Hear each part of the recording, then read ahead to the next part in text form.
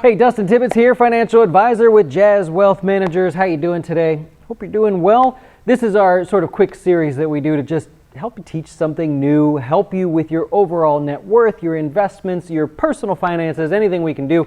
We're financial advisors here at Jazz Wealth, and one of the things we do is help our investors, our customers, understand their investments. We help them grow those investments. We use our own portfolios on our website. And, we teach. That's our thing. We just like to teach you, let you know how things work. Well, today I'm going to teach you guys a little bit something here. And this kind of stems from the SEC chairman. Well, we're SEC fiduciary registered financial advisors. It's a mouthful, but it means we're registered with the SEC rather than the individual states like a lot of smaller advisors.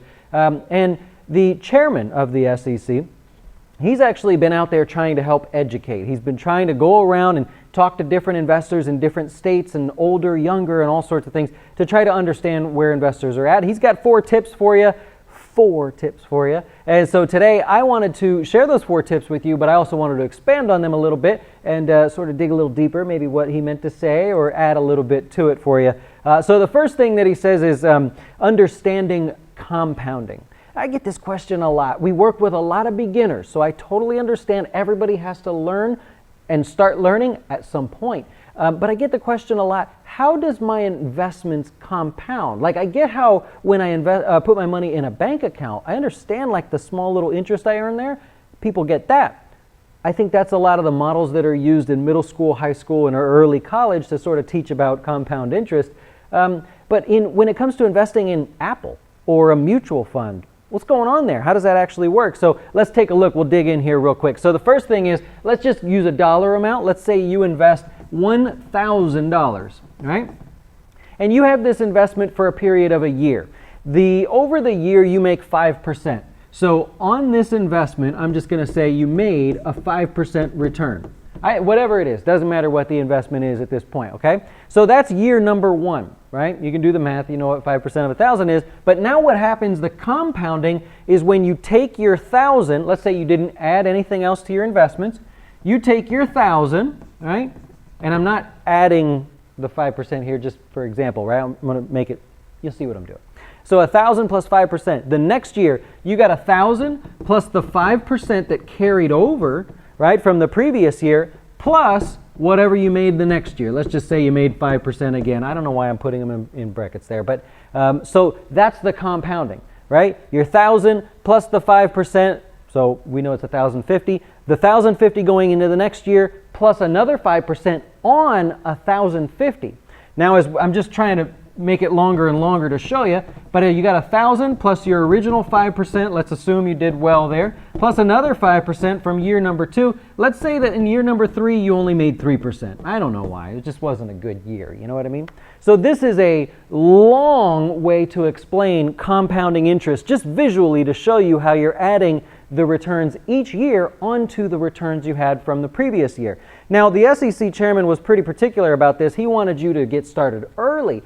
And the reason is, the more times you can do that, the more money you have, right? The faster you'll grow your money. So if you start early in life, then you have a chance for obviously compounding more and more and more over time. To give you an example, I'm going to just go back here. I'm sorry. If for whatever reason you're 20 years old, right? And you want to retire at 65. I'll just use 65, okay? And for whatever reason, let's say all you have is $10 a week. That's all you can do. You've got your $10, you're going to invest it every single week between 20 years old and 65 years old. At 65 years of age, you would have $143,000. It's just a touch lower than that, assuming a 7% return. So let's just say your average return, that compounding return year over year that we're talking about, was 7%. $10 a week at 20 years old gets you about $143,000 at 65. It's not enough, but it's a starting point. If you just simply waited and started at 30 years old, you would have to do nearly $23 a week in order to make the same return, about $143,000, right? Meaning you got to more than double your efforts to hit the same return. Why is that? Compounding, right? The person that started at 20 had more time to do the initial investment plus the return. Next year, initial investment plus the previous year's return plus the current year's return. like I spent all that time foolishly drawing out for you. That's number one. So really simple, understanding compounding. If you just barely got it from that, or if you're just getting started and you are 20 years old, use that example. Learn from that, run with it there. Number two, the SEC chairman was saying, diversify to reduce your risk. Most of us understand what this means, right? If you're going to be a real estate investor, you don't buy a house on one street and then just walk across the street and buy the same house over there and then walk down the street and buy a house from there. You buy a house in one neighborhood, you try to find another good neighborhood, you try to find an undervalued neighborhood, you try to find maybe a higher end neighborhood. And so you're diversifying to reduce your risk. In retirement investing, it's the exact same thing. But I'm going to take it one more step further here for you, as we typically do here. I want you to diversify your product, but I also want you to diversify your strategy. See, everybody forgets that. They say, I'm just going to diversify by picking different products like mutual funds, stocks, bonds, and that should do the trick, right? And then maybe I'll even go in there and I'll say, I'll do certain like sector ETFs or mutual funds or something like that, right? ETFs, right? And they go, okay, and then I'm going to buy like some tech stocks, and I'll buy some retail stocks. And then, oh, okay, cool. So now I'm diversified.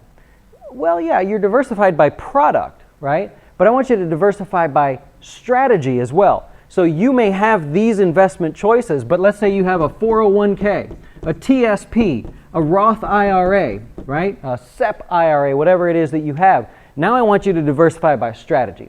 I want you to go into your 401k and say, well, my investment choices are limited. I can't probably do all of this. I've got some mutual funds in here, and I'm only going to have maybe a target date fund. I might have just a mix of mutual funds, and so I'm going to start there. My strategy here is to make the most efficient use of the 401k. Now, in my Roth IRA, if you have a 401k at work, you're probably going to need a Roth IRA if you start figuring out how much you're going to owe in taxes. So in my Roth IRA, I've got the world at my fingertips, right? Our customers here at Jazz, we invest in stocks all over the place. All of our portfolios are on our website. But maybe in my Roth, I want to be super aggressive, right? I might go with the slow and steady target date fund or something like that, but I want to be super aggressive in my Roth. So I want you to diversify, but not just by product. I want you to diversify by strategy, and that sort of adds to what the SEC chairman was saying. Look, diversify, of course, try to reduce your risk, but let's not go crazy here. Let's diversify our strategies as well so we can still have some super aggressive, highly focused, correlated investments over here, and then over here we can have more diversity, less correlated investments, maybe inversely correlated investments. You can get as geeky as you like there. Number three, I want to move on here. I've taken too much of your time. Number three is, he said, to take the free money.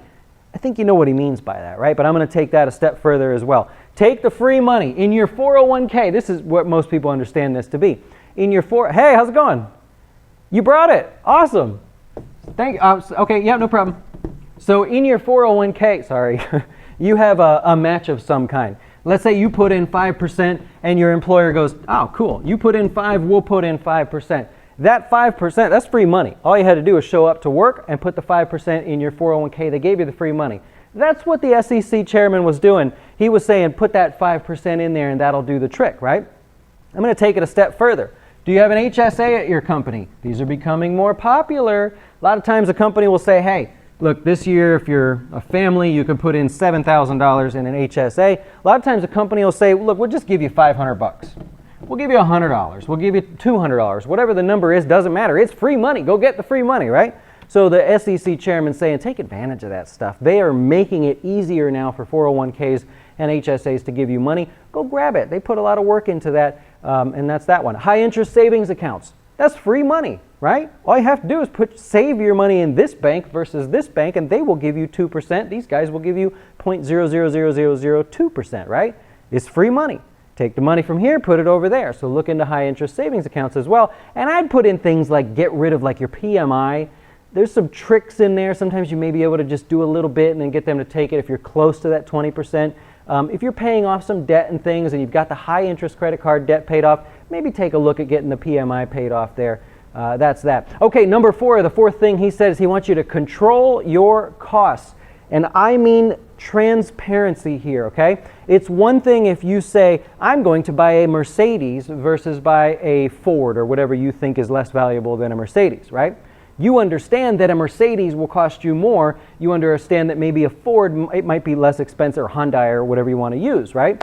But where's the transparency in the pricing? You go to the dealership, they give you a price, you can sort of look and see through the, what the features are and all that and negotiate or do whatever you want. Understand what you're paying and control those costs. You don't go buy a Mercedes and just plop down all the money without looking into what it costs. Why are you charging me this much? What is this fee here? Why do I have to pay a dealer fee? I have to pay you for just the right to show up and buy a car from you? That's ridiculous, right? Look at your investments the same way and go, what am I paying here? Am I paying someone to manage my money? No? Okay. Am I paying for investments? Yeah? Okay. What am I paying for those investments? Don't just look at the expense ratio. The world has fine-tuned everybody to just like a zombie go, what's the expense ratio? What is the expense? Oh, I can't pay too much in expense ratio. You know there's more fees than that in mutual funds. Look at the total true net cost for a mutual fund if that's what you're using. I do not want anybody to use front-loaded mutual funds, okay? There's no good reason for it. Look, trust me, I used to work for companies where the sales guys, they would go out and try to sell these front-loaded mutual funds, and they make a good argument. It's a very well-polished, fine-tuned argument, but no, don't fall for it. I don't want no mutual funds that have front loads in them, or you might notice it says Class A mutual funds. Do not do that. If you're paying someone like a Vanguard advisory service because they charge a really, really low rate, they don't really do anything there. I get so many customers that come to me and say, yeah, you're a little bit more, but it's fine, I'm just going to pay you. Because Vanguard, all they would tell me was which Vanguard funds to buy. If you're thinking about using that service, watch this. You go ahead and you use them. They tell you which Vanguard funds to buy. Why would you pay an ongoing fee for something they did once and they won't do really anything else for you? If you're going to use like a robo-advisor, just understand what you're getting into. If you're going to use the guy on the corner, the Edward Jones or the Franklin Templeton, they have costs as well. Understand the full costs of those, not just the flashy like, well, we don't use funds that cost you any money. I just did a class for our customers last week that said, yeah, they're making money. Let me show you how they make the money. So anyways, I want to wrap it up. I know I was a little bit long on this one today. I hope that helps you in some way. Remember, understand compound interest and start early. 2, diversify, not only to reduce your risk, but diversify by product and strategy to reduce your risk. Number 3, take the free money. And number 4, control your costs and understand the true transparent net cost of your investments. Nothing wrong with paying a little something, just you want to know what it costs. Fair is fair. All right, that's all I have for you. If I helped you, hit the subscribe button. We will see you later for the closing beat at 5 o'clock. That's our stock market update show. Hope you enjoy. We'll see you later. Why should you choose Jazz Wealth as your retirement or long-term investing service? Our portfolios are managed by us, not some faceless mutual fund manager. Our private classes will teach you everything about investing and getting your dough straight. Best of all, our fiduciary standard means your best interest comes before ours.